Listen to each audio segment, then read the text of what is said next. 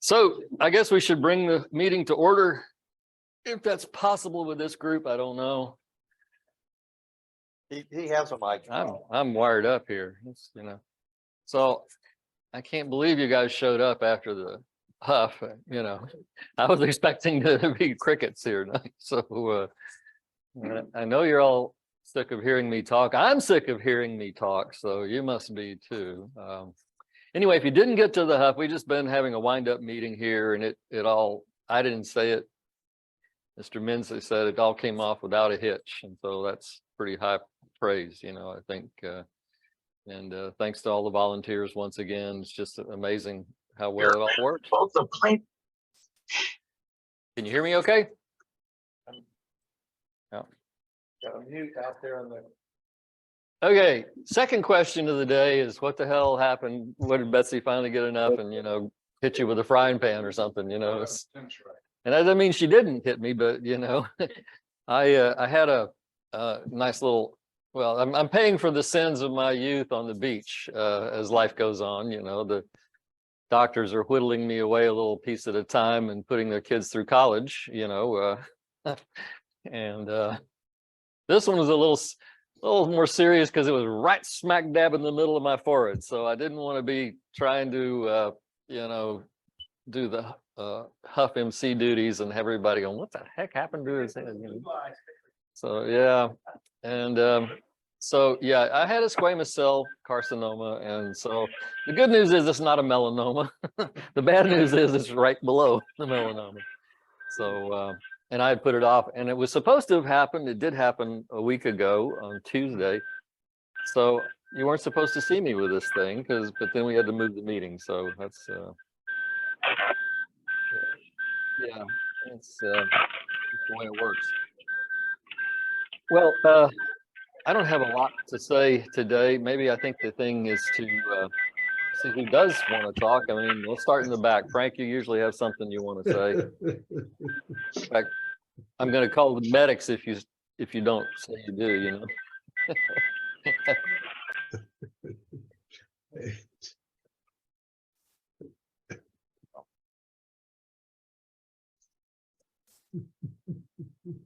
Okay. Yeah, there's a number of positions I hold, so I have a few things from each. The first is as president of the Texas Gulf Coast Council. I'd like to thank HUPS, Huff, and all the members that contributed to the show. It was awesome. And on behalf of the other council clubs and the individual members, we thank you for the program. We thank you for its contributions to the community with an annual event. Next, as your council rep, I'd like to remind you we have this scholarship program going, $500 scholarship. The deadline for the applications are June 30th. So far, we have none. Okay, moving on. The council reps have sanctioned or recommend that two of the events that are going on in our community be attended by the members that are interested. The first is the May 20th video workshop. So that Dennis has that, and the council-wise, we encourage you to attend that. The second is June 23rd, and that's a Chum Divers Market event, and that's also covered in the newsletter. The next thing I'd like to talk about is the Aqua Foundation. We are looking for supporters this year. It's $15 to help us with pay for the paperwork, etc. We are still looking through the year for supporters. That application and information is also in the newsletter. Aqua-wise, we are now incorporated. The state of Texas recognizes us. The feds do. We have an EIN number. And the state was nice enough to invite us to participate in their franchise tax program. So we know they've got our number. Okay, the last thing I'd like to represent is the Flower Gardens National Marine Sanctuary, the Sanctuary Advisory Committee. What's the main thing that's going on there is that the sanctuary superintendent is retiring. and that's effective May 31st, after a quarter of century of running the sanctuary and providing leadership. Anyway, he is moving on. So in honor of that, and not done yet, it's similar to this club. The meeting for the SAC was supposed to be May 4th, but it looks like it's going to be May 25th.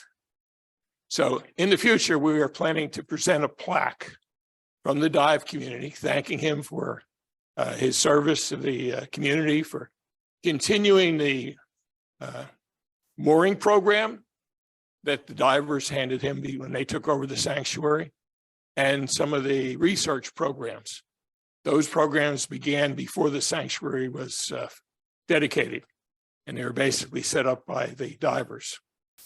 They listed, when I've gotten a lot of the SAC material since I was their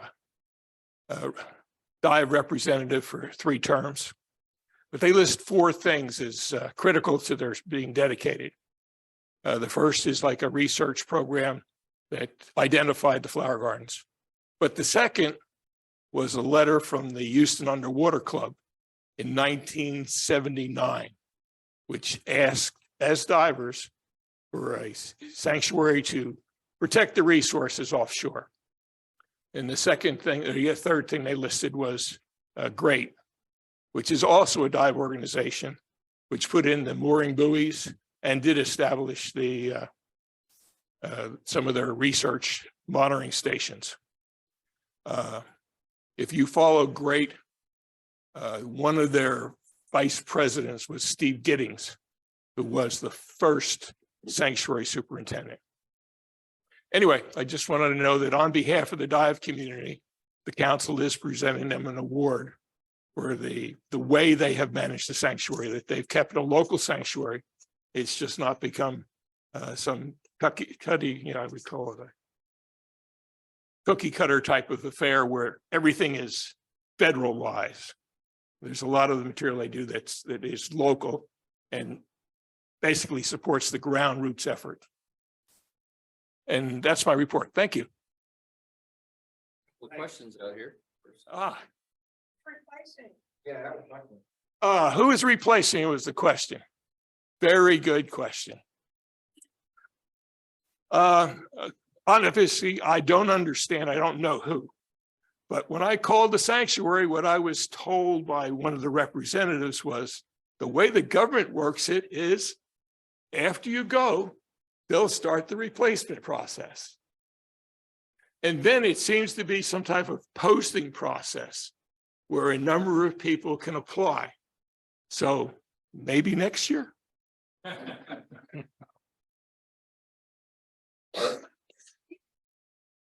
Say again? The question is, does GREAT still exist? I believe so. I have not actively seen the participants, but a couple years ago, I overheard a conversation between what was a member of GREAT and GP talking about doing something. I'd have to actually go online. We probably could check with the state to find out whether they've decommissioned themselves. They're both free environmental action teams. That is correct. Yes, they kind of drivers are getting these out there. Yeah, their main thing was putting the buoys out there. And the way, what I see them is they were a 501c3. And they had to be a 501c3 in order to take donations. And at that time, none of the clubs, including the council, which is a club, we are all like C4s, C7s. So we're all nonprofits. It's just the C3 is the only one that's allowed to take a donation and give you credit on your income tax. And that is what Aqua is trying to do. We are trying to create an organization that can take donations and can take and do things basically for the community. It is significantly different than a club.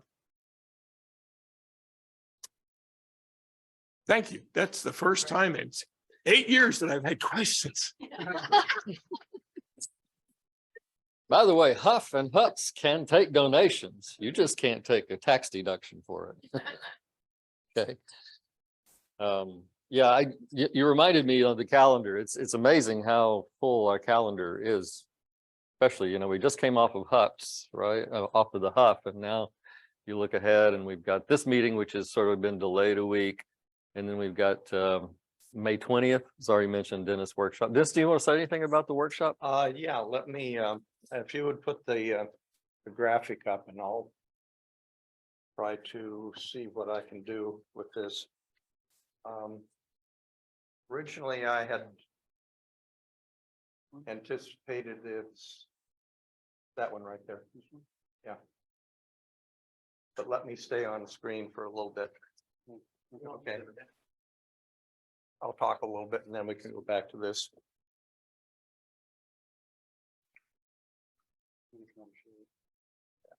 There we go. Okay, what I have here, maybe.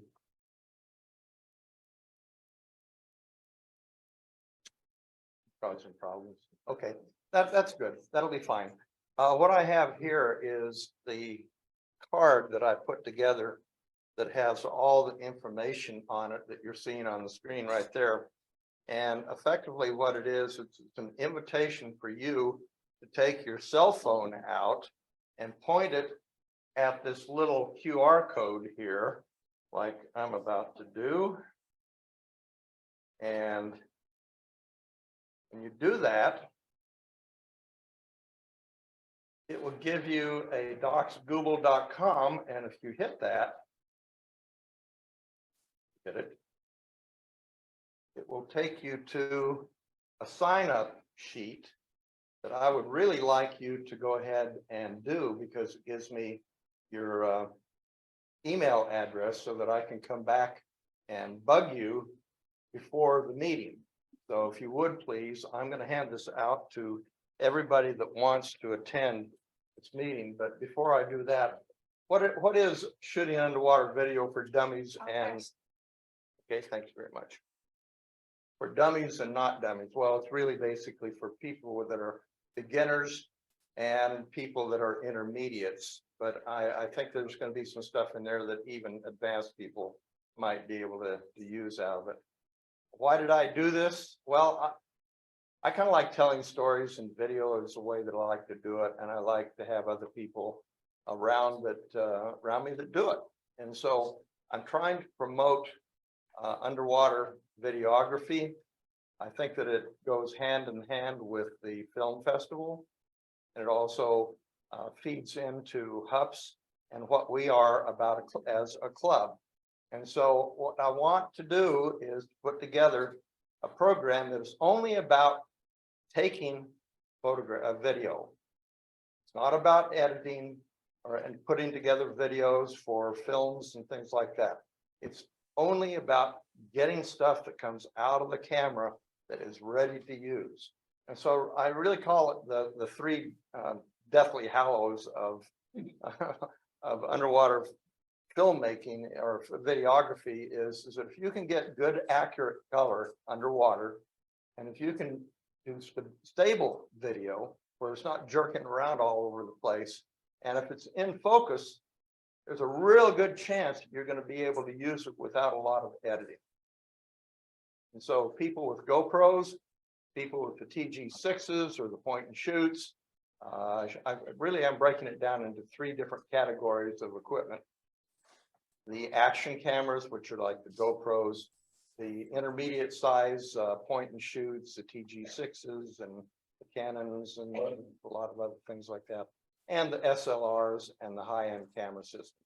But we will be talking about tripods. We're going to be talking about how to use them and where you can get them, the good things, the bad things about tripods, also about techniques, about what does it take to do a good job when you're underwater. It's not just about having good equipment.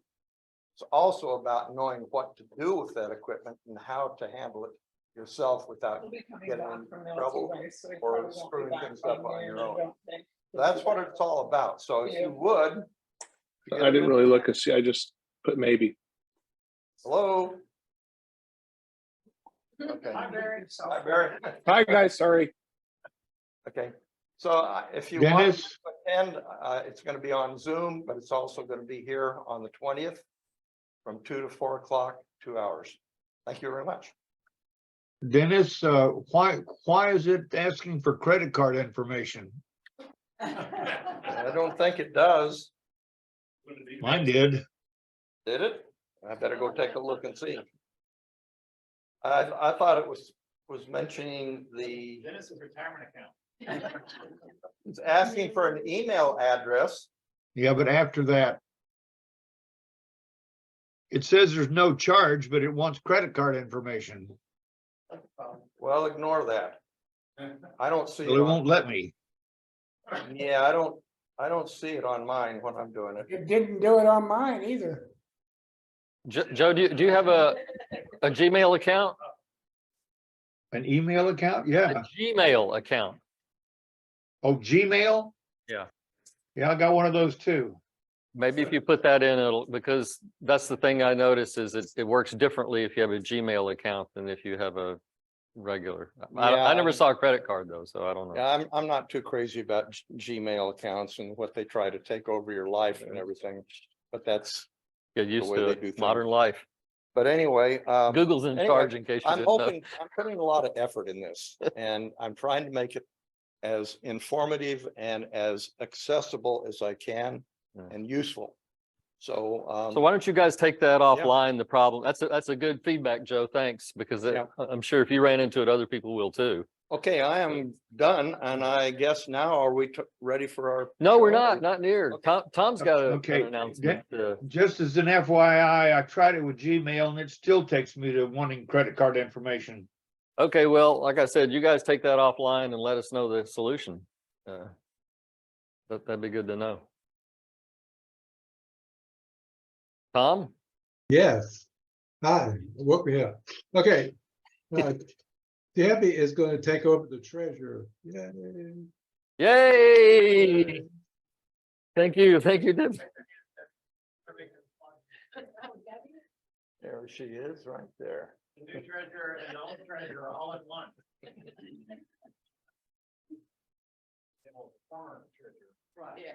But I still, excuse me, I'll still need to wrap up the HUPS stuff and pay, reimburse everybody. So they need to send me their tickets and not everybody has yet. Can y'all hear me? Yeah, Okay, not everyone sent me their invoices for HUF. okay, Like well, Betsy has a list that she'll send you. She just handed it out to the committee of who thinks they've sent their invoices in and haven't been paid yet, so. Tom, as far as I know, everybody says they have sent their invoices to you except for me. I have some that I emailed you today. I've got them from Mary and I've got them from Dennis.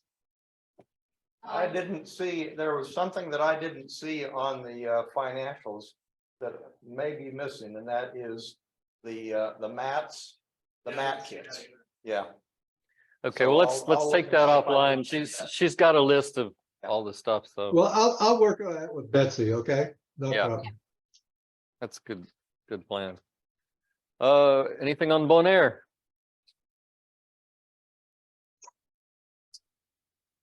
Or you just come over here and talk. Okay, just real briefly, think we still have at least one room and I can probably get more if anybody else wants to join us for Bonaire. This is going to be from Saturday, October 14th through Sunday, October 22nd. Information's in the monthly newsletter. Take a look. But if you think you want to join us, let me know real soon because I will need to request some additional rooms. How many are signed up so far? I forget, but we've got all the rooms filled, so that's so I think 16. No, anyway, we had 4 rooms around the pool, 4 rooms oceanfront, and I think we've got our 3 oceanfront, so they're all full. So job. we'll need to get some more rooms, which I'm sure I can do, but just need to know. Any other club news like lunar fins or Anything you guys want to say? Yeah. Oh, yeah, I will, but you go ahead and. I just wanted to mention that, the deadline to get your films in for the, spring HUPS video contest is, midnight, June 1st. I got one film submitted today. So I've got another one ready for you. good for you. Very good. It wasn't Dennis who gave me one today. Now we know that. Okay. Okay. The other thing that I just wanted to say, in case anybody was interested, is that the San Diego Underwater Film Festival, which is the reason why we have the HUP, because some of us have been going out to the San Diego Festival. We went a few times and we looked at their festival and we went, we can do that, no problem. So we started the HUP. They are having their first in-person festival again this year. They've been having it virtually through the pandemic, and we've had two since they have been not having theirs. And so they're having theirs again this year, October 6th and 7th. If anybody wants to think about going, it's a lot of fun to go out to San Diego, stay in La Jolla for the weekend, go to the festival. It is a lot of fun. And actually, they had one day that was open for public this last time. And then one day that was virtual. Oh, okay. When is it? It's in October. October 6th and 7th. Okay, cool. You got something, Justin? I was just going. asking for a friend, to be honest. I was just asking for a friend. Yeah, so full calendar, video contest is due. Then right after that, we have a meeting on June the 5th. Then we have a board of directors meeting on June the 10th. After that, we have our meeting in July is July 3rd. And, I'm not the brightest bulb on the tree, but I did realize that July 3rd was right next to July 4th, And so I wondered about the wisdom of that. Anyway, we talked about it. We're going to keep it on July 3rd and just do like we always have. It's, too many people make their plans based on it. So that meeting will happen as planned. Anybody else? Otherwise, I'm going to do my little hat trick. You guys don't seem to be gadget freaks the way I am, is all I can say. Oh, has anybody been diving? You better not. You were working at the HUP, There he is. Okay, where'd you go? Oh, hey, get out of here, man. How was the current?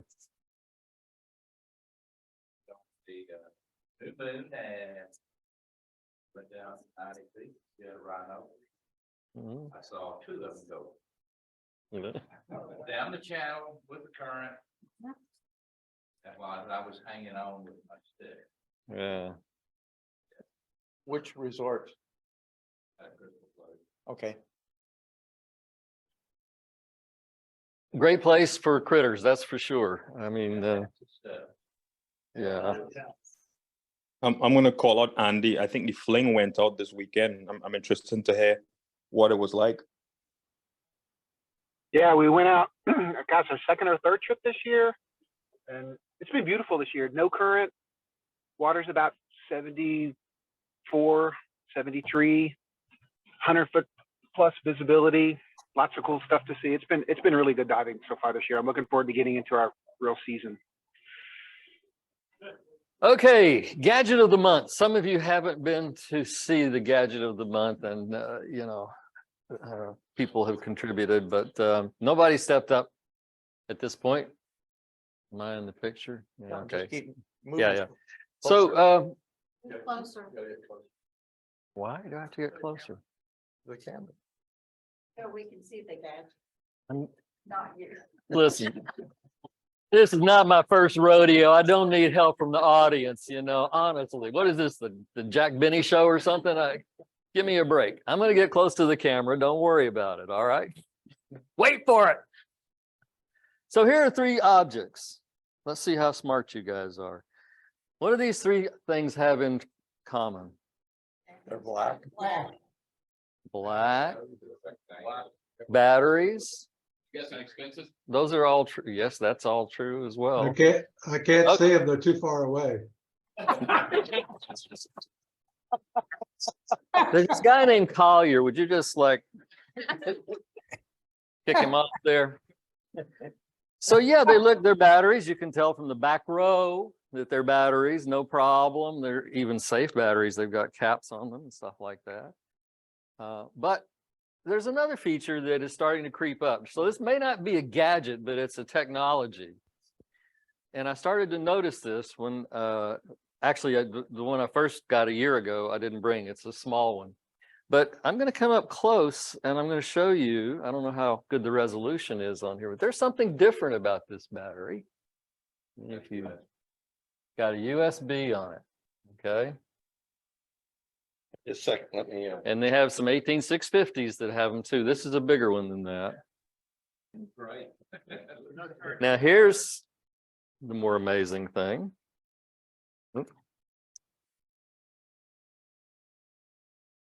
As you can tell, this one probably holds more juice than the other one, right?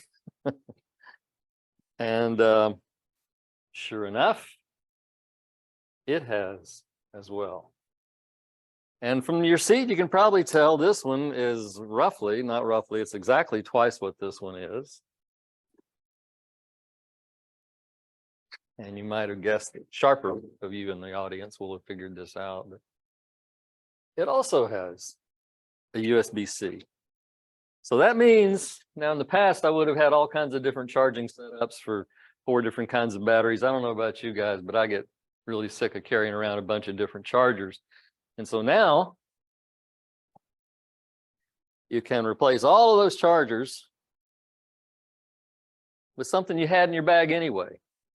Only you need probably a little bit more powerful one. So this is a USB charger that has, you can see it's got both the USB-C, it has 2 of them that have different power ratings, and then it has one, and there's various ones like this. You can buy them with 4 of this and then all of that. But the point is, this is the way everything is moving right now. So it's one reason to think about buying new gear, but look for that when you're buying new gear, because it's just like, wow, I don't have to have a big, chunk, for my special battery anymore. Even though they're shaped specially, they can all charge off of the same thing. So yeah, it's pretty handy. And the new cameras charge that way as well. So that's another thing that has changed. So. Craig, do they charge at the same rate as the brick chargers? What's that? Do Who they was that? charge at the same rate as the brick type chargers? What do you mean by a brick charger? Regular charger. Big regular. Well, that is I would call that a little brick. I mean, it's a wall USB. So I think that one 90 watts is the maximum on one of the USB-C things. So it'll charge your laptop as well. It'll charge anything. It just might take a little bit longer. Well, that's sort of what I was asking. The other chargers put out a lot more power. More than 90 watts? I don't know if that's true or not. But it takes, yeah, don't hold me to it. But I think if you take that big battery fully drained and put it in the big charging slot, it's something like an hour and a half to get it fully charged. So it's not bad at all. Yeah. Hey, I found we were in Europe last week. I was Britain part of a phone. And our own meeting. And so the charger was split. And I switched it. I had a couple of those things. They didn't do it. So the one that you had, I didn't have any trouble with it. The little bitty square ones. I mean, the thing was almost, I couldn't use it anymore. Yeah, I think you get into trouble if you're trying to use like an old, USB A or B type charger, the micro or the mini. Those may not be as smart as the new ones. I haven't had any trouble with this. I've charged everything I got with it, and it's. But I think you do want to buy a quality one, and this one actually came with the light itself, so it's like woohoo. Okay, well, I'm done, and now it's showtime. Well, before showtime, I have just a quick announcement to make. I think a lot of the people know that I have a big group of people, like 8 to Cuba. But Robert Strait was on that trip, and Margie's been having some health issues, and so he said, I need to drop off. Well, it was too late for him to drop off without losing his entire amount, which is like 2,400. So we do have a spot to go to Cuba. It would be starting June the 21st is basically or 22nd when we leave, and come back on July the 2nd. 2 days in Havana to begin with, and maybe a half night on the way back. So if you want to, he would be more than happy to sell his spot, and we would be more than happy to have you. Okay, thank you. Oh, I'm going to introduce David now, since it's the program. You got your weapon of mass destruction here? Martin, can you go and cue up the PowerPoint? Hey, guys. So I'm David Lenderman, for those that may not know me, but I think everybody in the room knows me anyways. So I've recruited a number of people to participate in tonight's presentation. I think there's 8 people plus Dennis and me. Dennis and I are kind of the extra. So if we have time, we'll do Dennis. And then if we still have time, I have a few photos I'll share as well. But what I ask everybody participating tonight to do is pick some of their favorite images. They don't necessarily have to be their best images, but some reason they're their favorites that they really have an affection for and they'd like to share, maybe have a good, interesting story. And I ask everybody to go ahead and share, the details of the photo, how it's created and why it was chosen as one of their favorites. So I think it'll be an interesting mix. We have people that are participating that shoot compact digitals all the way up to big DSLR or mirrorless rigs. And so we get a full gamut of different type of camera equipment, and it also different experience levels. Can you go ahead and flip the next slide there, Martin? How do I get rid of this stuff on the right? I don't know. That's not my stuff. It's not showing up on the big screen, so it doesn't matter. Okay. That's speaker notes, I think. So we're going to go in alphabetical order. So you can see everybody participating here: Barry Klein, Jody Klein, Martin Daniels, Alex Kindig, Kathy Long, Debbie and Jim Mensah, Justin Wallace. We're not seeing any of that. You got it. Okay, Yep, great. got Next it. slide. Yep. There's something job, missing team. from the bottom. Okay, all right. We can get rid of that on the bottom. So anyway, these are our presenters. And like I said, we're going to let everybody else roll. And if there's time, Dennis will go, and then I'll go last to fill in any remaining time that we may have. So without any further discussion, I guess we'll welcome Barry to share some of his images. And Barry is zooming in. So Barry, can you talk and make sure we got you? Yep, you got me there? All right, perfect. Okay. The images I picked weren't always my favorite ones, but they were some of the hardest ones to get. This is an Analau, and as you go left out of Crystal Blue, because I don't know my directions there, and down in the corner where that yellow village resort went up the hillside. If you remember that area, if you've been there. This was down about 80 feet in a very stiff current.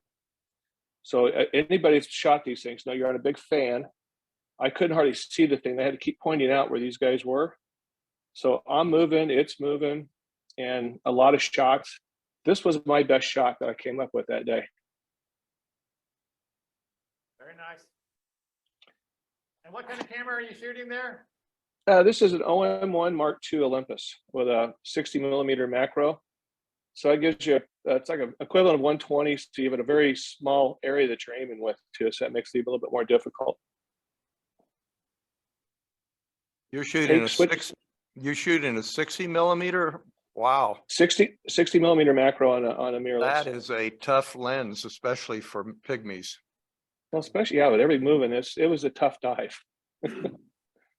So Edgar had us down there, Dennis, and was he with his eyes, he could see these things, and I was struggling just to find them on the fan. But, okay, go to the next one. This is my best shot after shooting these bearded gobies, probably 4 dives.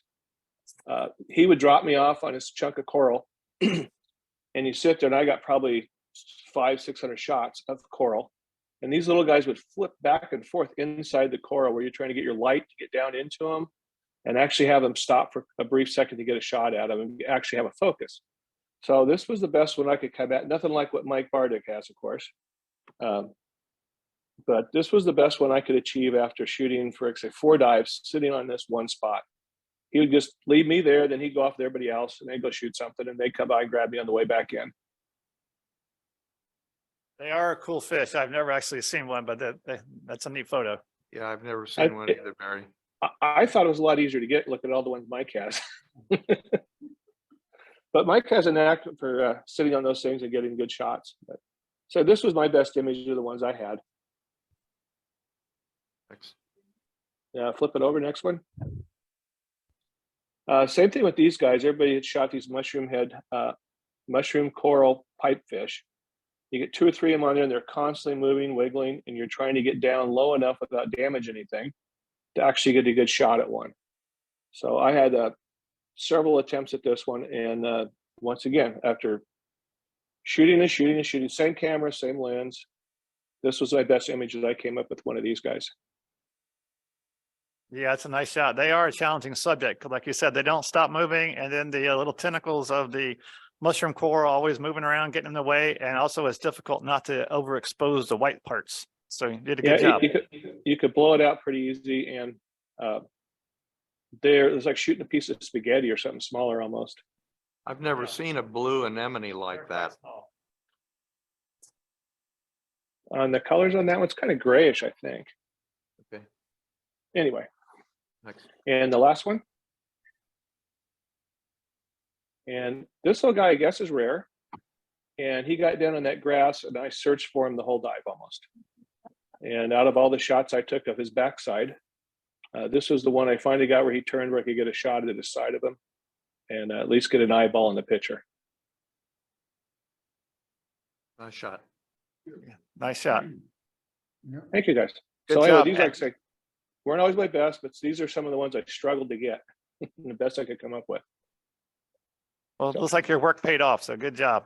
Any other Thank you. questions for him? Well, thank you, Barry. Thanks. All right. Thank you, guys. Jody, you're up next. Okay. So the theme of mine isn't really my best shots either, but it's sort of like lessons learned. So let's see the first one. And I'll tell you about what lesson I learned. So this little guy was on the Prince Albert down at Cocaview, and I think it was our last trip there. Let me get Barry to turn his sound off. Okay, so what I learned in this shot is it's never too late to take a lesson. So we were down there, we've been to Cocaview a lot of times, down on Roatan, and Mickey Charteris was more recently, had become their photo pro. And I thought, well, you know, I like Mickey, I'll try to take a lesson. And so the way he does lessons down there is he actually gives you a private lesson. I was shooting with a Canon G7X Mark II, and that happened to be the same camera at the time. I think he's upgraded now, but that he was shooting with. So he could tell me a lot about what he had learned about the Canon. I was pretty frustrated with it by this point because really it's a compact camera and you really can't do quite as much. By that time I was shooting with an Olympus on ground, and so I was a little frustrated with the Canon. But he did a really good job of showing me what I could do with it, and I was really happy. I've always had problems with focus, and I was really happy with the focus on this particular shot. So lesson here again is it's never too late to take a lesson. Next one. Good advice. So this one is 3 shots. I turned them sideways for your guys' screen down there. But this is when I was learning about strobe positioning. And so if you look on the left, these are actually all taken. I'm in the same place. All the settings are the same. The only thing that I changed was my strobe position. And you can see this was a day when there was tons of backscatter in the water. And on the left, you can tell that my strobes are totally positioned wrong. So all I'm getting is massive amount of backscatter. And then in the middle, I've improved somewhat. And then over to the right, you can still see a little bit. And I haven't touched up any of these three. So purely, I guess the lesson here is purely if you're getting a lot of backscatter, and probably all of you know this, but it took me a while to really truly get the idea, check your strobe position. So that's the lesson learned on this one. And my last one. And the lesson I learned on this one is it's always a good idea to go for the cuteness factor. So this particular little guy, there's nothing that special about him, but I thought that the way that his kind of like what I'd call his face or appearance of a face kind of lit up, and it just looks cute. And I think that when you're showing photos, underwater photos to people, especially if they're non-divers, they're not as impressed with how rare something is, but they can be very impressed with how cute something is. So that's my last lesson learned is when you can, just go for the cuteness factor. And that's all I have for you guys. For the win. Thank you. Yeah. I vote cute all the time. Okay. All right, Martin. Something similar. Here you go, Martin. So here's my Blenny. This was the hardest one that I ever shot, because I was determined to get a Blenny out of his hole and in focus and everything. And those things, this was in Bon Air at Captain Don's, and it's a house reef, so you can dive the same reef every day. You know where the Blennies are. You can go to them. You can keep shooting it over and over and over again until you get what you want. And that's what I did with this guy. So it was really challenging for me, because it's you got a little surge there. You're swaying in the water. You can't. There's no tripod, no stick, no nothing that you're supposed to be using down there. And you're sitting there trying to get as close as you can to this thing and just get super small depth of field, and you're just swaying in the water, and he's popping in and out of the hole. And every time you click, you just missed him, you know. And so trying to get a shot where he's out of the hole and he's in focus and it's the right depth of field, it was so challenging. I think I spent most of the whole dive just trying to get one shot, but I finally got him. You know, I have one of them completely out of the hole, but of course that one's not in focus. I have a question, Martin. Yes. Is that cropped? Yes. It's Okay. cropped a little bit. Yeah. But still, I was just trying to get as close as I can. And I was trying it with a diopter, without a diopter, you know, everything I could think of to try to get him as close as I could. I think that's 100 millimeter, and it's a crop sensor, so it's bigger than that, really. The 150. Yeah, 160, something like that. Yeah. So that's quite a bit of magnification already, just with the lens by itself. Okay. I have photos of a lot of things in the Caribbean, but I do not have any good photos of little Blennies. Yeah. And those that don't know, these things are tiny. Yeah, they're really, really I tiny. don't have the patience. So to get really close to see them, you got to get really close, and without touching the reef, you're just kind of swaying around, and they're darting in and out, and it's really hard to get everything to lock into one shot. They're fun to video too. I mean, Yeah. difficult, Yeah. challenging to Yeah, video. I actually tried some video, and of course that's going in and out of focus also. You know, it makes you nauseous to watch it. I was in close 60 millimeter that Barry was talking about on the EM1 Mark II, and I'm looking at like about 2 or 3 minutes worth of video, and I'm thinking maybe I can get 15-20 seconds out of it. Right. Yeah. Okay. Nice work. So So that one was try to do, just work to try to get it. The next one is like the total opposite of that. Okay, so this one was on a night dive, just a few feet from where the Blenny was actually. And it was toward the end of a night dive. And what the lesson learned for me on this one is always be ready for what's about to happen, because you don't know what you're going to see. And I didn't know there were any octopus there. And I'm just kind of cruising along toward the end of the dive, and there's something wiggling down on the reef, and you put your light on it. And this little octopus was kind of crawling out of the rock, I guess, fixing to go hunting or whatever. And then I took a couple of shots, but he's all funny shapes. You can't even tell what it is, that kind of, and all of a sudden, I guess he was trying to startle me. He just did this flare. Well, he just flared up, puffed all up, turned blue. He was going to show me how big he was. And I snapped him, and then he went down in the hole, and I never saw him again. So this was the shot. I got one snap of him being like that, and then he disappeared. So again, you have to be ready for that shot. You can't be fiddling with your camera, because it's just a moment and then it's gone. I think we were on that dive with you. I and think so. didn't get anything. Yeah, everybody I says, saw where did you it. get that? Where did you, he was right here. And he went back in the hole and he was gone. Yeah. Okay, this one is not an underwater, but he was almost under. He was underwater until he popped up. But again, this is another of the same kind of thing. This was in Alaska. We were on a little excursion. Yeah, you could see sea lions way over there. And I put the telephoto lens on, and I set it to a very high speed. I think this was 1/2000 or something like that, because I knew this would be a quick thing. And he popped up out of the water, and I got click, click, and then he went away, So again, you had to be ready. You had to be about where you think he's going to pop up, and he popped up, and I snapped it. And then there were no more shots like that. I think the term is be there and be aware. Yeah. So that was very, you have to, so there's all kinds of stuff here, from work to get a shot, to snap, and then that was all you got. So Reward.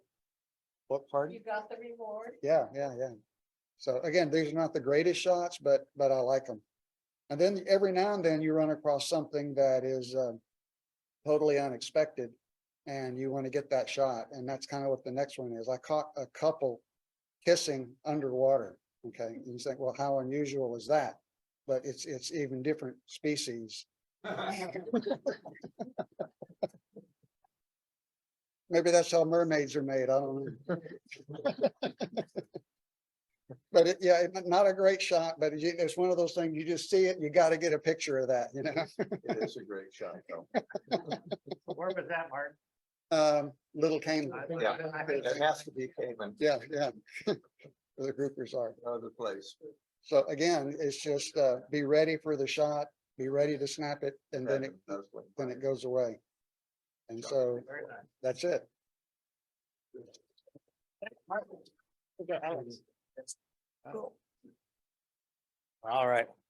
You guys hear me all right? So I'm Alex. I've been just shooting underwater just for a couple of years. Am I too close? Probably too close. Just for a couple of years here. So I just want to throw a couple pictures up that kind of been fun and kind of lessons I've learned along with this. And so I shoot with a Sony A7R II. I have a 90mm macro and a Tamron 17-28 for my wide angle, with some Nauticam housing and the C2Cs. No? Oh. Oh, all right. Keep the mic. Oh, gotcha. Go to the front. Oh, I'll speak up. I'll talk loud. All right, I'll talk loud. All right, go for it. So this one's a fun one. So number one, lesson I have is, so I was almost all my dive trips are with my buddy up there, and the key is he has great eyes, so he spots all the big stuff, and then I look for the little things, and then he gets my attention as soon as that's going on, and then we can position each other in certain places to get the shots. And plus he makes me aware since I'm looking at the ground and he's looking at other stuff. So the reason I kind of like this shot is because while I'm taking that picture with him in it. Go ahead, go to the next one. And I also got these guys in the other group with them too. And then one more. And then you see how I'm actually taking that shot. So just kind of however it takes to be able to get into that spot to get that turtle and to get those things. So, it's just kind of a matter of whatever it takes to get that shot, and but at the same time, not harass them too much. And you guys kind of know. And so, yeah, and then that was when I first got a lot of my new toys. I think just got the C2Cs and whatnot. So trying to get that all lined up and learn how to do that. Lots of YouTube videos and then practice. Next. And then once you kind of have that idea, and like I said, he spots them for me, thankfully. And then and this is all in Cozumel. So last one was Cozumel. This is also Cozumel. And they're drift dives. They're all going, you're just cruising by pretty fast. So he gets his shots, then I come around and get my shots, and then if I'm lucky, I get him in the background. And so you can get a shot, and then you guys probably all know it's a matter of like setting a couple shots at the turtle to let them know that you're there, get them used to the strobes, and then also so you can take a look at your screen to see how your settings are and what you need to adjust before you get into the real shot. And then Question. Yep. What kind of post have you done on this? Looks great. I use Lightroom. Really it's probably a white balance. I tend to pull a lot of the cyan out, and I'll usually shift the cyan over to a darker blue and also bring the green over towards yellow a little. On my screen, it looks great. Really does. Looks good. Yeah. So yeah, better lucky than good sometimes. Next one. Good. Also, so on this dive, this was 2022.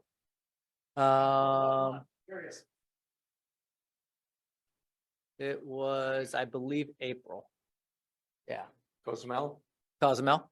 We're at about 90 feet. They like to hang out there. And so I blow through my air really fast. And so you have to hang out at 90 feet and wait till they kind of come around to find you. So this was the first time we went and saw them. And obviously I was running out of air. So I thought, hey, I'm going to do a flyby because the currents is blasting, it's still Cozumel, current's still going pretty fast. So learn from some mistakes here, a couple different things. Number one, I started off on video mode and then tried to switch over quickly to the camera mode and to take shots of the strobes. And your camera doesn't do it fast enough at that speed. And so you get these side pictures, and then of course you have to go by the luck of the ocean. And so if a jellyfish ends up right in the middle of your screen, yeah, what are you going to do? And there's tons of jellyfish that day for whatever reason. And so a lot of shots, they would reflect a lot of the strobes. It was like, you got a lot of backscatter with it. It was a lot of, and I think one more, go ahead, one more. And then, so you can get some pics, but you also kind of get the, the behind view and not quite the ones you want. And so, so thankfully we got to do it again, and you could get to see another ass picture. So go to one more, I think. So then if you plan a little bit ahead, you can get in front of them. You can sit there, hide behind some good sponges and try and save your air and your energy. And I don't know if I put one more in. No. So I forgot to put one more. That's maybe good. And I have some other ones with the friends in there. So you can plan a little bit better as you save your air.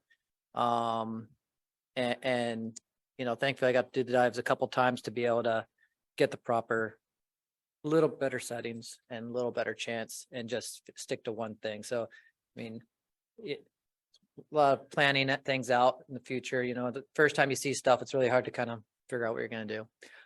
This is all St. Croix at the pier. And I guess my advice is find a good place like this to practice.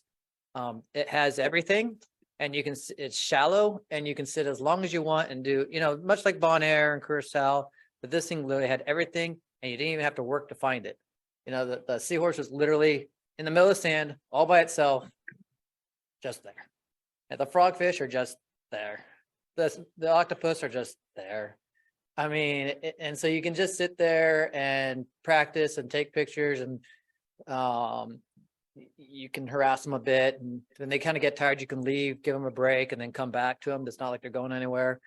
And you can really practice on your settings. This is with the 90 millimeter. The other thing you find with the 90 millimeter is it's probably the focal length is about, or I mean, you can't get any closer than about 8 inches or so. So as you try getting closer with that lens, you just like, you go out of focus. So a lot of times if you're drifting, like you're saying, like in Bon Air, where you got a little current, or you're going back and forth, or if you're in Cozumel and you're going too fast, it's hard to keep things in the right place. So, so I think I just have a few here. The turtles there are super friendly, and they just sit there and eat in the grass. And so you can just snap away, and when they get annoyed with you, they'll leave. And next. And then these little guys that are a pain in the butt to get. So that, you know, after about 50 pictures, you can finally get one that's actually looking at you and actually came out and didn't go hide in some crevice, and you just don't get backsides all the time, and it actually stayed in focus. So, you know, I don't know if you guys probably all know, they're whatever, quarter size or whatever, and they're just trying to finally get them in focus. So over there, you can practice a lot more. I think that's it. I totally agree on the Fredrikstad pair. It's one of the best places to hone your skills. I love it the same way. You're spot on. Really nice. Justin, could you repeat that? I said, I totally agree on the Fredrikstad pair as a place to hone your skills. And there's tons of critters just sitting there all day waiting on you. It's a really good spot. Good. All right, Kathy, would you mind talking really loud or both? Because it's the microphone is on for Zoom. So I wrote all this down and now I can't read it. But that's okay. I can talk. That is my maiden name. No, that's okay. That's okay. I can. Gonna wing it. So I shoot with, this was a TG4 that has since died. And it was about 90 feet. It was going out of the Limbe Strait.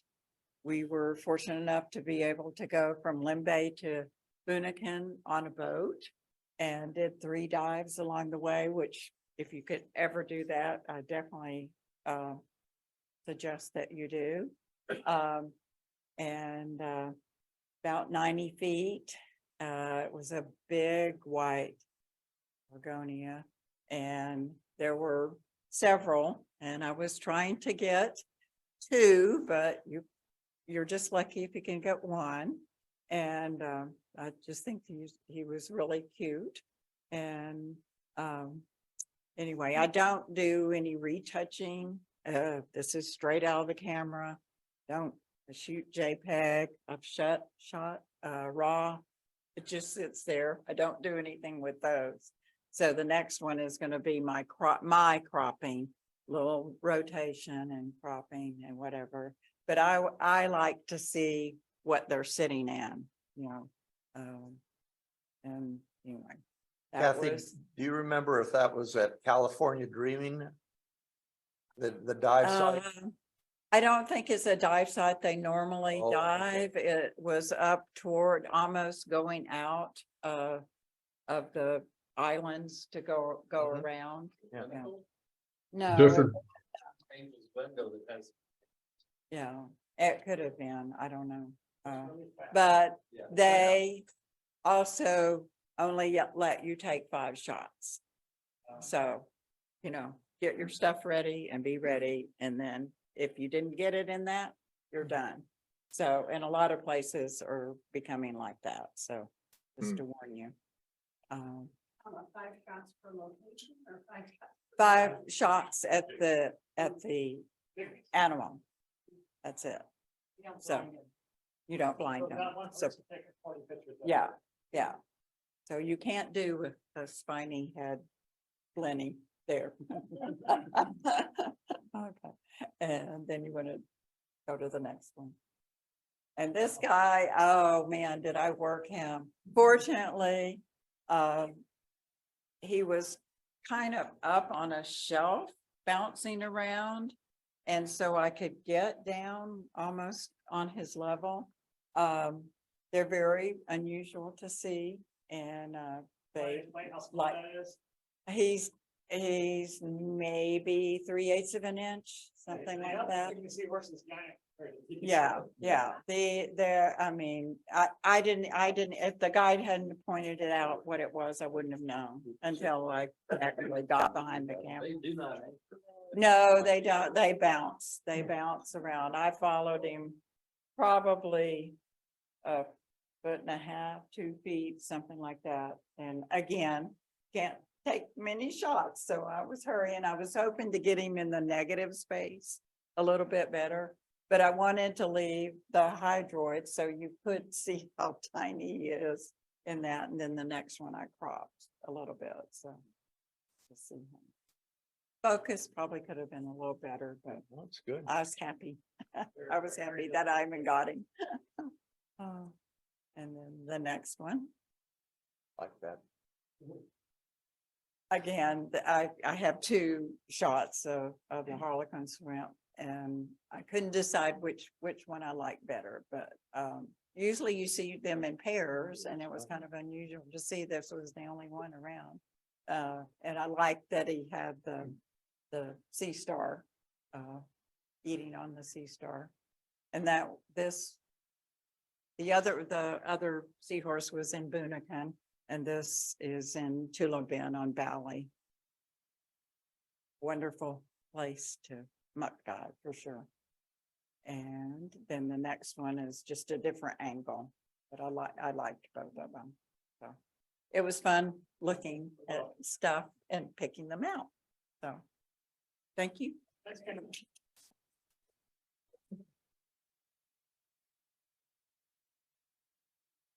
All right, who's next? Debbie.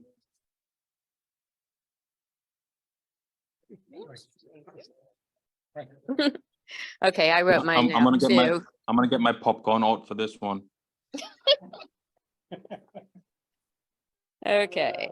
I shoot with a 12-year-old Canon 7D crop sensor camera, and majority of the time it's 100 macro lens. I have found no reason to upgrade the camera because I don't want to pay for a new housing. So I continue to use a very old camera. And so kind of like what some other people have done, wanted to go into lessons learned, if you will. So first lesson learned was having the right lens for the job. We were in where was this? Limbay. Yeah, Limbay. The Mandarin dive. 100 macro on a crop sensor camera. And with these guys, you can't find them in the lens for one. They're always on the move. And they didn't fit in the camera with 100 macro. So I reluctantly had to change lenses. I also had brought a 60 millimeter, which the next night, we did this dive every night that we were there. So next one, 60 millimeter lens. At least I could find the animal in the viewfinder. So discovered, have the right equipment for the job. 60 wasn't as close as I like, but at least I could find them. I could follow the action so I could time my shots a little better. And then next one, of course, I'm going to crop it so you can actually see their faces. So this is what I ended up with. Never to get the money shot, but at least I got their faces kissing each other like that. So that's the first lesson learned, have the right lens for the job. Next was get close. And I think all of us that go to Bonaire that like macro end up shooting these guys. This is uncropped. This is with the 100 macro, but I decided I wanted to play with a wet diopter, a macro mate.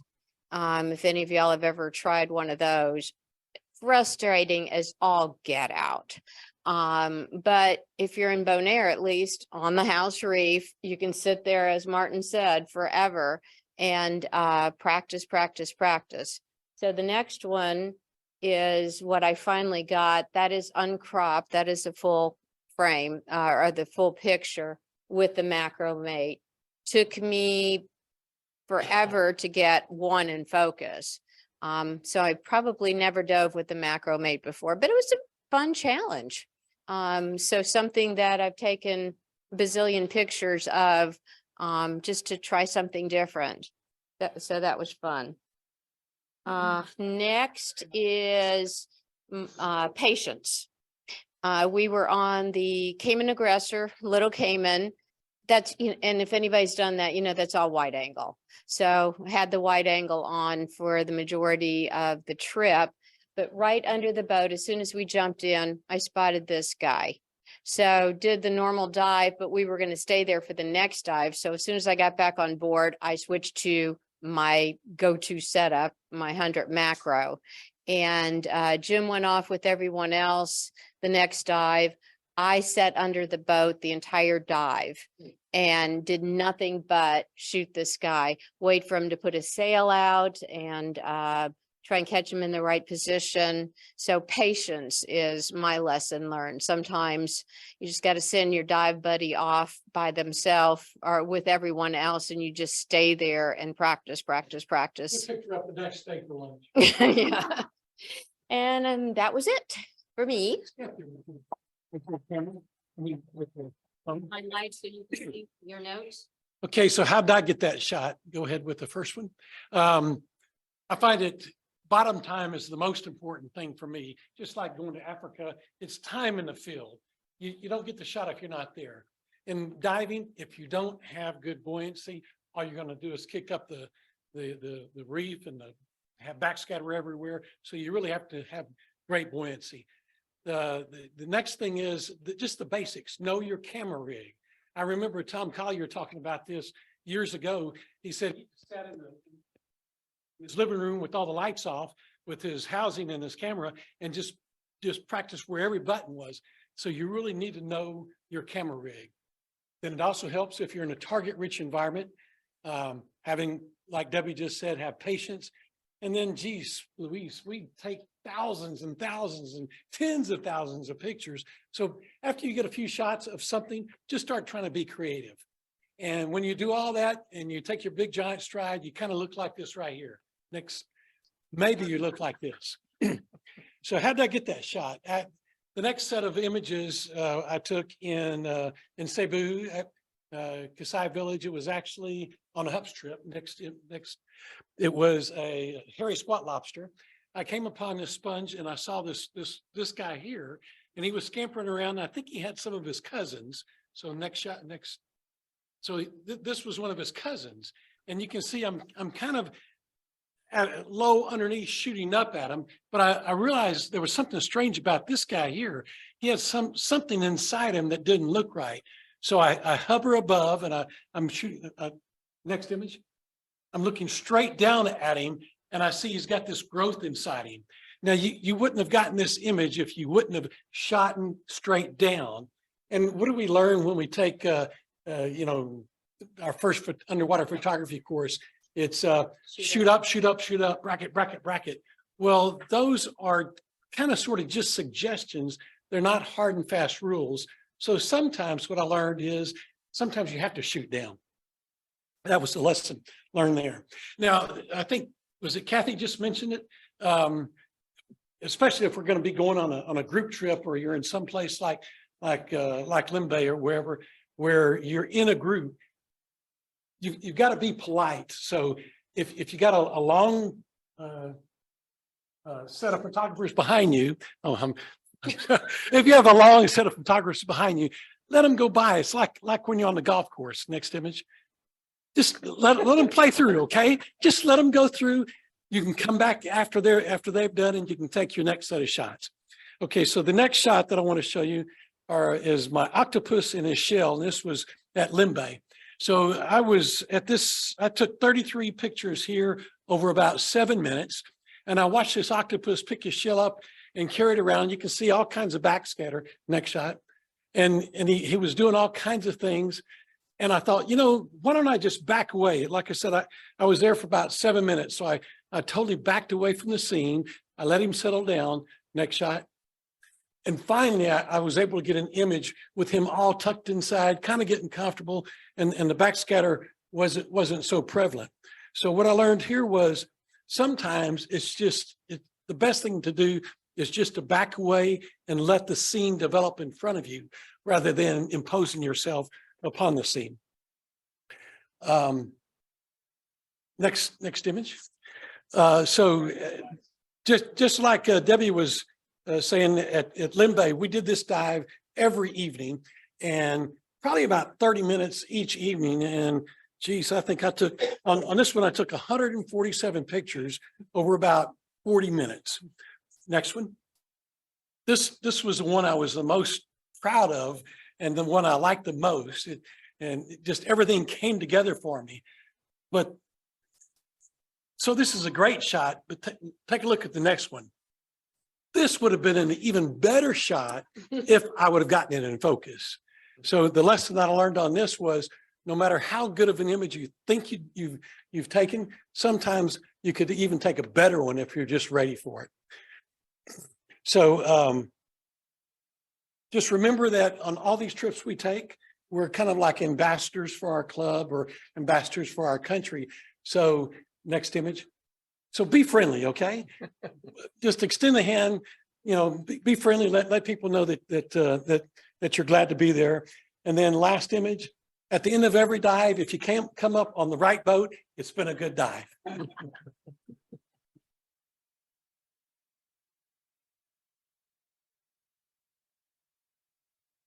Okay, Justin, you around? Yeah. So just a quick disclaimer, I lost power. So if for some reason I drop off, I'll reconnect in seconds. So I'm on my phone at the moment. But yeah, I'm here, I'm ready. All right. We can hear you fine. Excellent. Yeah, that's Justin didn't put this in there. I added this to Justin's images. So I just want everybody to know Justin just had a baby a couple weeks ago. So I just want everybody to say congratulations to Justin. Congratulations. Thank you, thank you. That's my new Sherpa. He's gonna haul all my dive gear for me. He doesn't know it yet, but that's the plan. Yeah. Awesome. All right, so how I took that shot, I must say that you guys had me quite intrigued, you know, with the previous presenters. So hopefully I can intrigue you guys similarly. Next one. Justin comes with his own intro also. You notice that, right? I mean, all right, guys. So, you know, like everybody else, pictures tell 1,000 words. This is my gear, so I shoot a Nikon D850. You know, use all the cam housing, great ergonomics for me, dual ion strobes. And if you just hit advanced, you'll see the actual breakdown of my gear. You can hit one more button, there, Martin. There you go. So not gonna read it through end to end, but pretty much on the left is my macro setup. So you see my strobes tucked right into my port.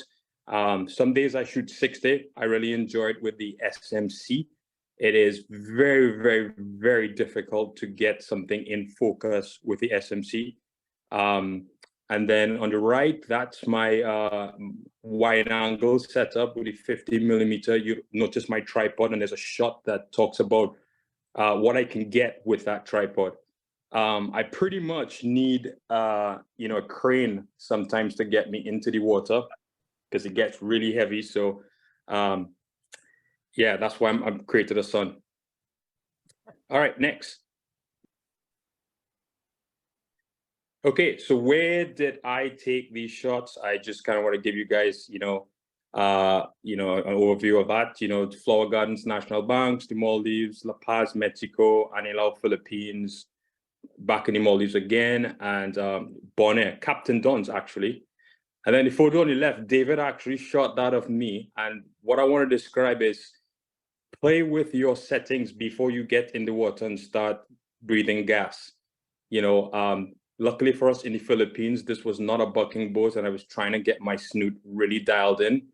So play with it before, even at home, just put it all together, get us a little wooden turtle or some figurine and dial yourself in before you get to the site.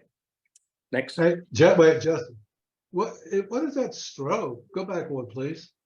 What is that strobe? Right there on that's your left.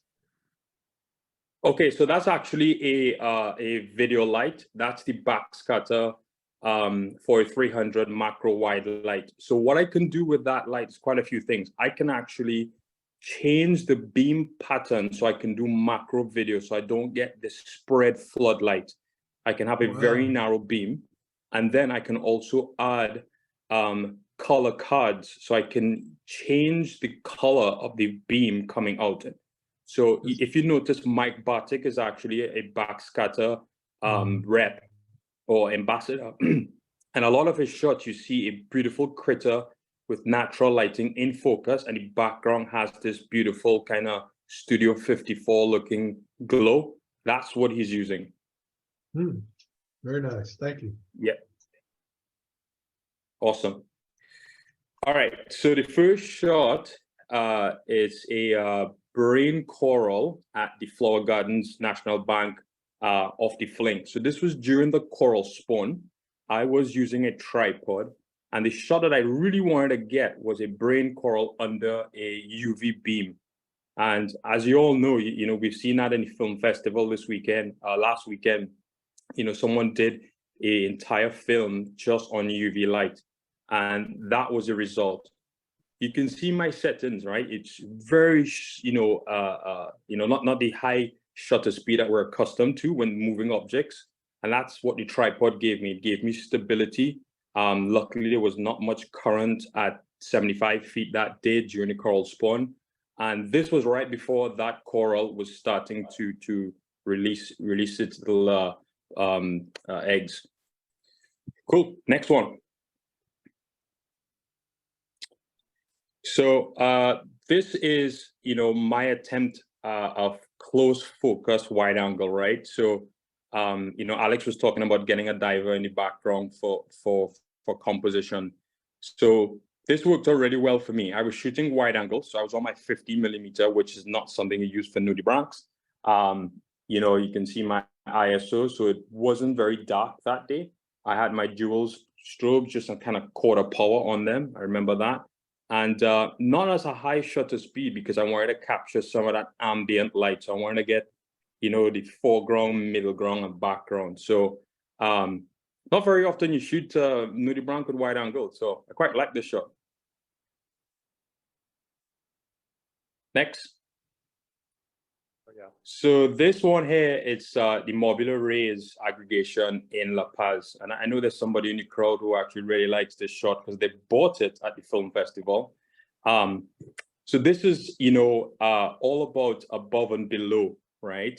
So the first thing I would say is, if you really want to nail an above and below shot, you got to make sure your dome lens is prepared for it. So I use Rain-X on my dome lens, which you can use on your vehicle windscreen. So I gave it a really good, coating and polish it up. So all the droplets kind of bead right off. So I don't have to do too much in post, and I don't have to lick a really big dome port. It looks quite odd on a boat if you're doing that. Tom would be happy to do that for you. I mean, that's what friends are for. So this one was daylight, no strobe. So, really low ISO. I didn't want to, of course, lose some of the beauty of the sunlight and the blue sky. So I didn't go at a high shutter speed. And because it was above and below, I wanted a lot in focus. So that's why, I kind of closed the aperture there a bit at f11. Took me a while to get this shot and to get the mountains. So it's really spectacular. I would really like to learn a lot more about Photoshop and editing, because the rays are actually brown. So if anybody wants to help me retouch this, I can get the brown in the rays to match the brown of the mountains. But hey, I like it. On we go. Good. All right. So this next one here, it's nudibranch in Anilao. So I know you've trained your eyes on the person's finger. So this is super macro. This little fella is a rice grain. So this was with my 60 millimeter on the SMC. So the focal distance at that point is probably 2 inches at max. And I have to kind of rock the camera back and forth so the SMC can really lock onto the subject. And then of course, move my focal point while in the current so I can, you know, get the nudibranch rhinophores on the right and not just, you know, get that beautiful depth of field from right to left. So this was done with the snoot. So that's the, you know, we kind of call it, it used to be called like a light shaping device. So it emits the flash exactly where I wanted. So that black background is not post at all. That's literally high shutter speed, you know, close aperture, and just really and truly lighting exactly what you want with the right aperture card on the snoot. So that's one of my favorite shots. Bit challenging. I would have never found this thing if it wasn't for the guides, but there we go. The next one here, this one is for your tech, you kind of tech geeks out there. So if you stand back and look at the shot, again, it's kind of foreground, middle ground. Ooh, what's going on in middle ground there? And then of course the background. So I use the inbuilt technology that the Inon strobes have around slaving, right? So I put my slave strobe, so I had a third strobe that was clipped onto my BC. I placed it behind the Gorgonian fan so it can kind of light the stem of the Gorgonian. And then I pull my strobes as wide away as possible. And, you know, the light coming out of the strobe will remotely trigger that one.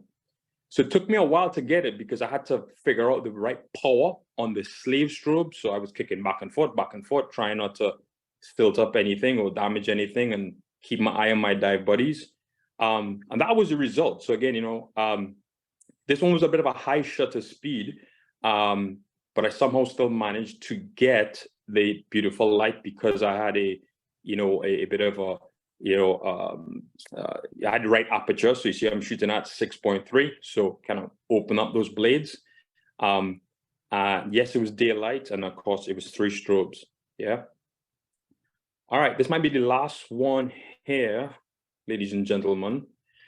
This was at Captain Don's. So everybody knows the infamous Captain Don's boat, right? You know, allegedly he sailed from Curacao with it or whatever, and he scuttled it and came ashore and claimed Captain Don's dive resort.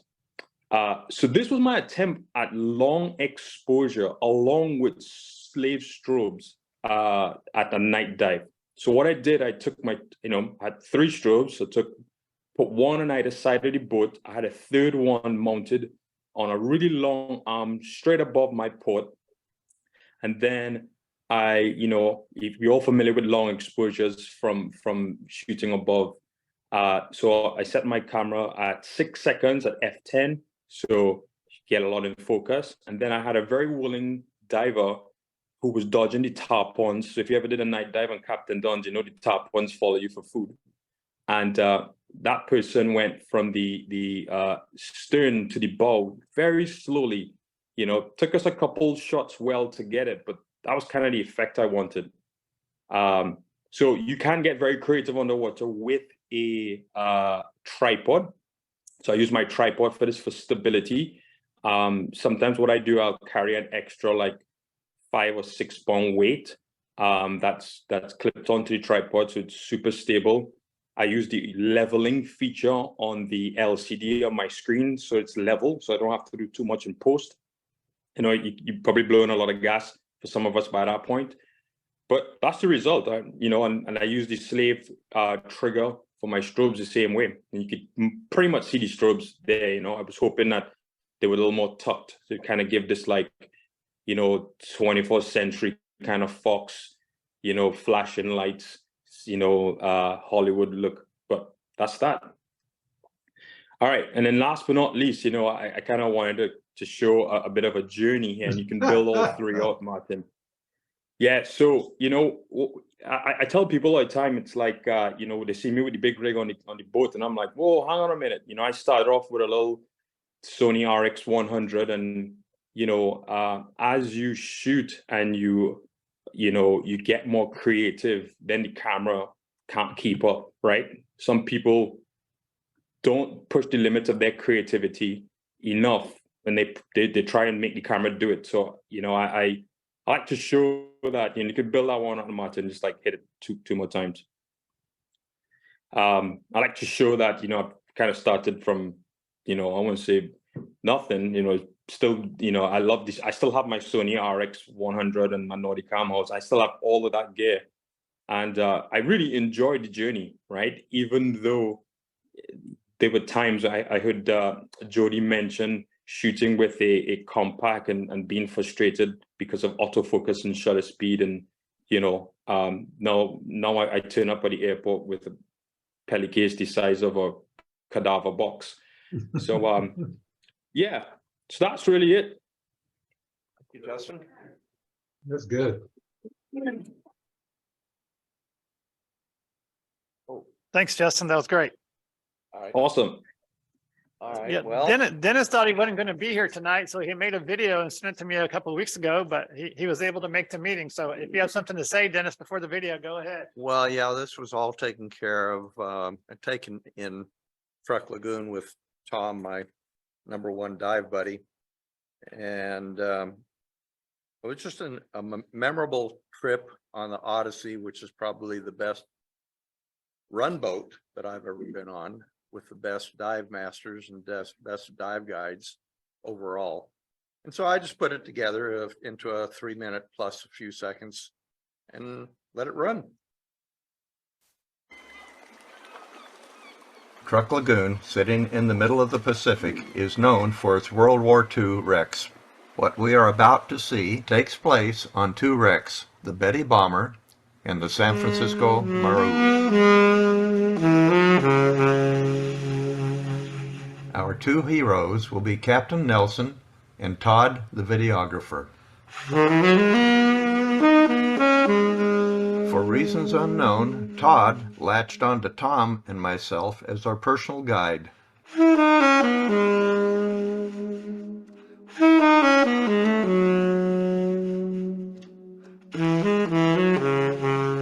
The Betty Bomber sits in the sand at about 65 feet and turned in to be a really cool experience.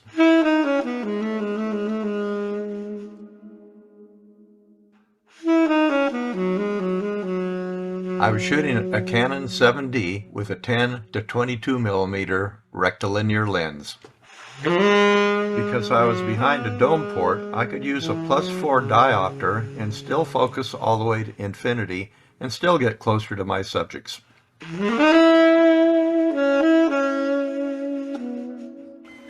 I was minding my own business when 2 elves appeared. Todd and the captain were down shooting Christmas pictures.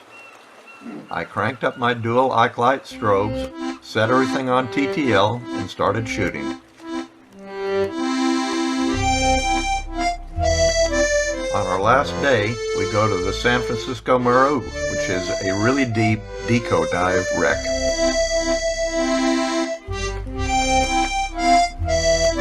The visibility on the dive is absolutely incredible. I'm not more than 40 feet deep, and I'm looking at the entire wreck. Before the dive, Todd says, "Should I put on my elf suit?" And I'm like, well, duh.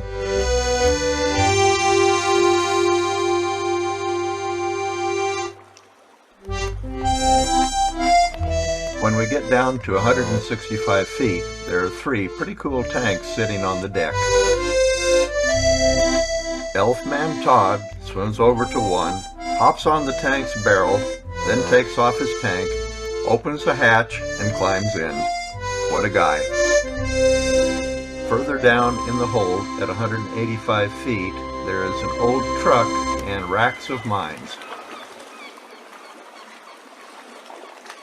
Following our computers, we ascend. It takes 3 stops before we can finally end our dive.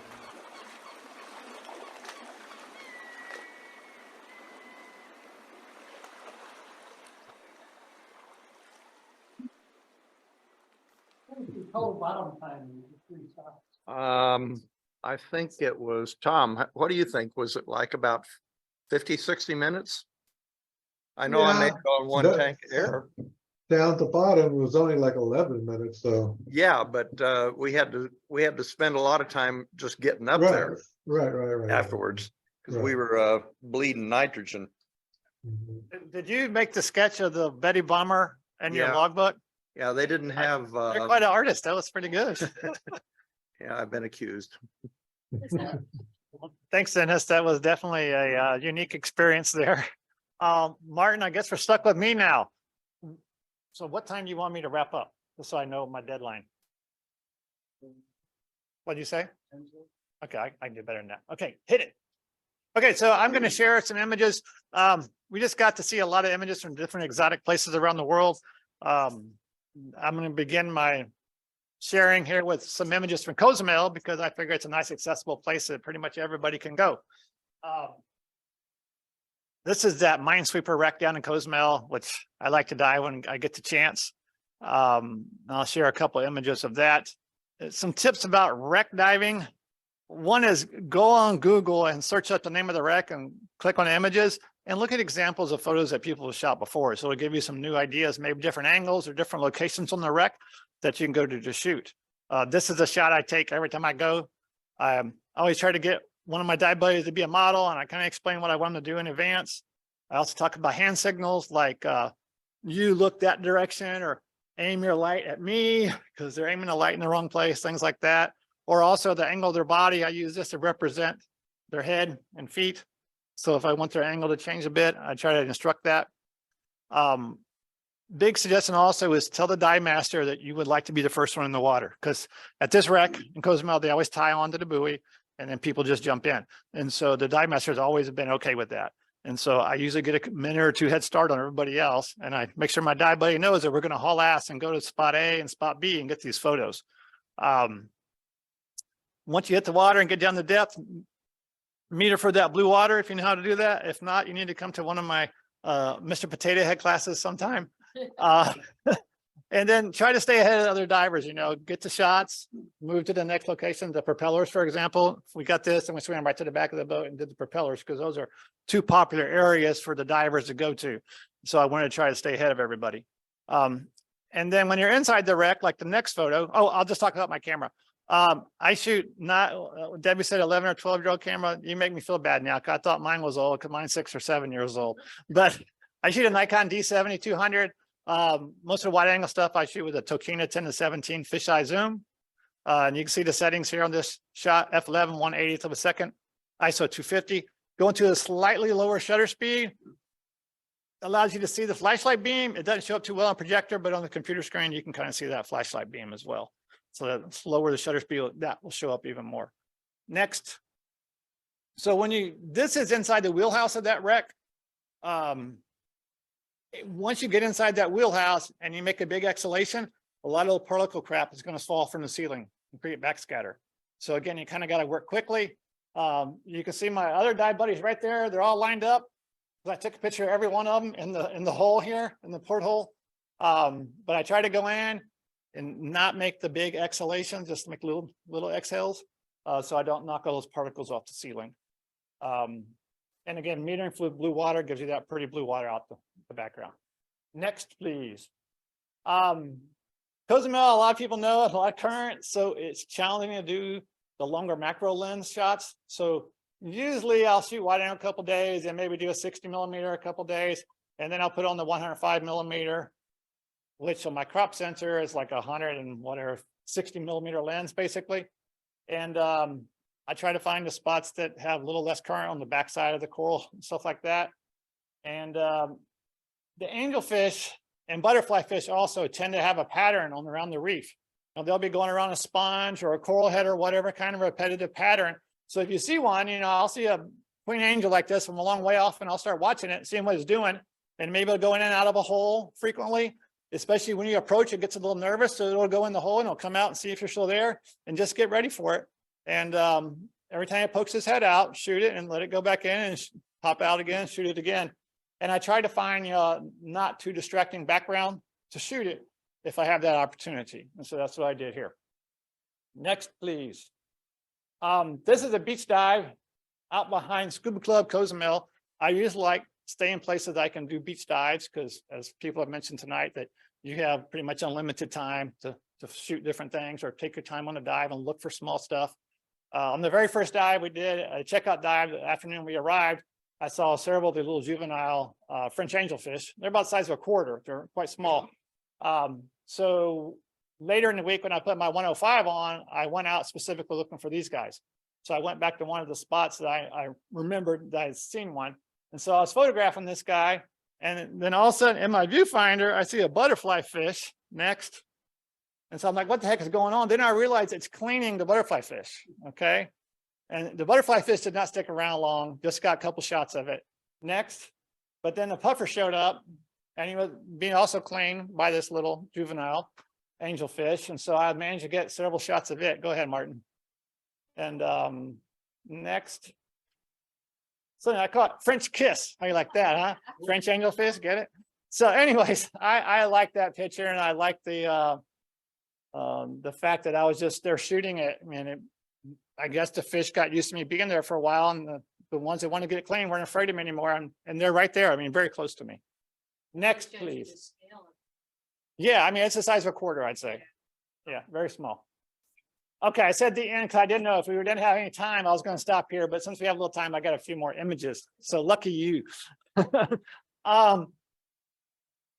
Years ago in the Bahamas, I was on a dive trip with Jackie Reed, and I took at the time on film, on slide film, a very nice photo during the day, but I shot very high shutter speed and very small aperture and strong strobe power. So I was able to create a black background and the shark face, kind of similar to this.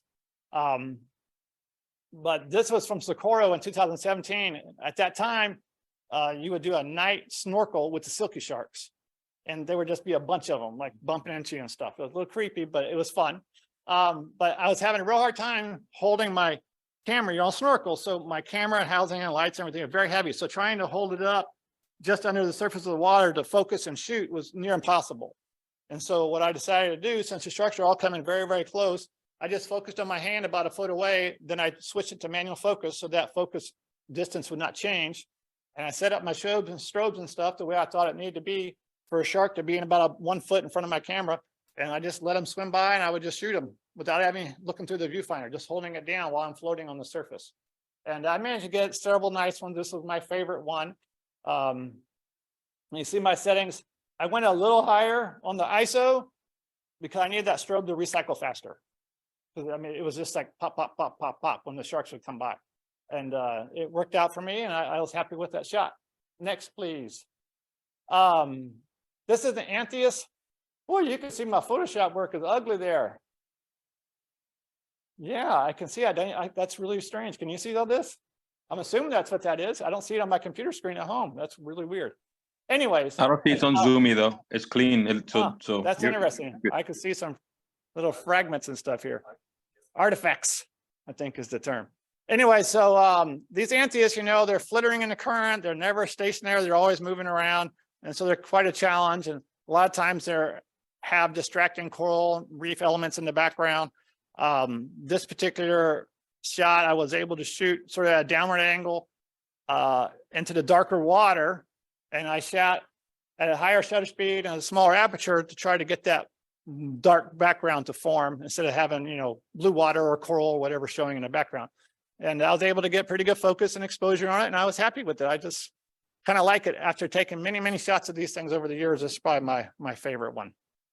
Next, please. Oh, that was in, I think, Ganga Island, Indonesia, between Limbe and Bunaken. So probably where Kathy was talking about going in the boat in that area right there. This is in Anilau last April, well, a year ago, April. The last dive of the trip, I was shooting something else, maybe a nudibranch, I don't remember what, but I remember looking over at the dive guy, he's very excited and he's pointing inside the tunicate. And this is a bluebell tunicate, no, I don't know, maybe 2 inches tall. So I swam over and he's pointing inside and I knew there were some different critters that lived inside them, but I'd never seen one. And so It's a little amphipod. I'd say it's a couple grains of rice probably inside. Texas long grain rice, not Japanese short grain rice. I live in a house, you always have Japanese short grain rice, and I like Texas long grain rice better. So that's why I'm using that for comparison. But anyways, so it's very, very small, and it's probably, you know, an inch or two down inside of the tunicate. And so to light it, it's really hard to put the light down the hole. So I actually put my strobe, one of my strobes straight on the side of the tunicate to shoot through the wall of the tunicate. And the other one's kind of on this side, aiming in this way. But I took, I don't know, maybe 10 shots of it. And this was my favorite one. And this was with the 105mm lens. And as close as I could get it. That's a bit of a crop, not a huge crop. What I do in these situations, I'm glad you asked that. For the very, very small stuff where I know I'm trying to shoot at minimum focus distance to get maximum magnification of the subject, what I do is I focus on my hand until it won't focus any closer. And then I flip my camera to manual focus, so that won't change. And now I just move the camera in and out. And once that little thing is sharp, I squeeze the trigger. That makes sense, everybody? No, I don't think you could. That's why I pre-focus on my hand as close as I can get it to go. Yeah, hey, David. Yes, Tom? Okay, so you're saying when it looks focused to your eye, you shoot it. That's just what Jackie used to do. Yeah, so I focus on my hand. I lock the focus. Either with my thumb, I can push a button to lock focus. But if I know I'm going to be shooting it a long time, I actually flip the switch on my housing to turn my camera to manual focus. So now my focus will not change. But what would change the focus is moving in and out. So Right, I get. but you have to see it. Yes. Yes. Yes. Well, And the older I've gotten, the more challenging that is to see when it's in focus. Absolutely. Earlier in my career, I had the greatest eyes. I could always see low light, didn't matter. I could always tell when things were in focus. Have you ever tried the focus peaking? My camera is old school. I do not have focus peaking, but I do have that little dot that shows up when it's in focus. Right. That's what But Jackie you know, used to do. you have to have your focus point right on exactly the eyes of the little amphipod or whatever it is. Right. And so Okay, I do my best. And a little light will help. I don't remember if I was using a focus light on this. I may have turned my focus light on this because that does help your eyes see when things are sharp or not. Next. I think that's it. Oh, one more. Oh, maybe two more. I better talk fast. So when I was in Anilau in 2020, this particular dive site right in front of Crystal Blue, I had one of these rats just come right up to me and like staring me right in the face. I kept pushing it away. I grab it underneath his chin and just push it away so I could photograph it. And then it would swim right back to my face. I did this probably, 3 or 4 times. So I have some cool face on pictures of that wrasse from that trip. And then when I went in 2022, we did this same site again, and I was looking for my buddy. And lo and behold, I don't know, it's the same fish or the same type of fish, but the same species of fish came up to me again and was very friendly, and I was able to take some very close, nice photos of it. This is just one of the ones I chose to share, but I was really excited because I was really literally looking for the fish, and I found it. Next, please. Okay, I think this is really the last one. This is also an Anilau. This is right out in front of Buceo Anilau, the same place that little amphipod photo was taken. This little guy is probably the size of a dime, I would say. You can see the size by looking at here. You can, well, at the bottom there on the algae, you can see the grains of sand for size comparison. But this is again where I close focus my lens as far as possible, and I lock it in that position and move in and out till it's in focus. So I took quite a few photos of this little guy. It was challenging because he's very flat. So if he turns a little bit, part of him is not in focus. So I was trying to get him to be flat to the camera, to the focal plane, to try to get most of his body in focus, especially that eye and the fin in the back. And this is my favorite of that series of shots. It's some kind of filefish. Yeah, it's tiny. Yeah, tiny little filefish. All right, I think that's all. The end. I just want to say thanks to everybody for participating tonight. I enjoyed doing it, and I hope you all did too. And I hope the audience got something out of it tonight. Craig, you need anything?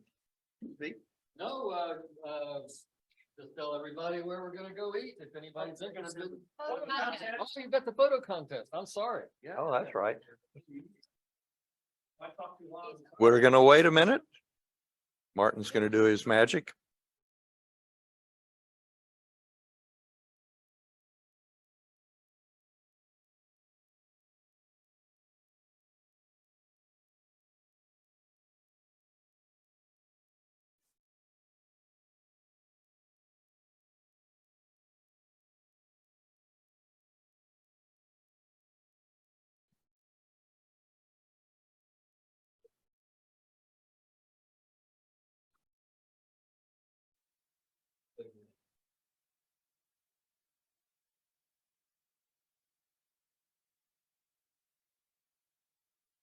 what he pays.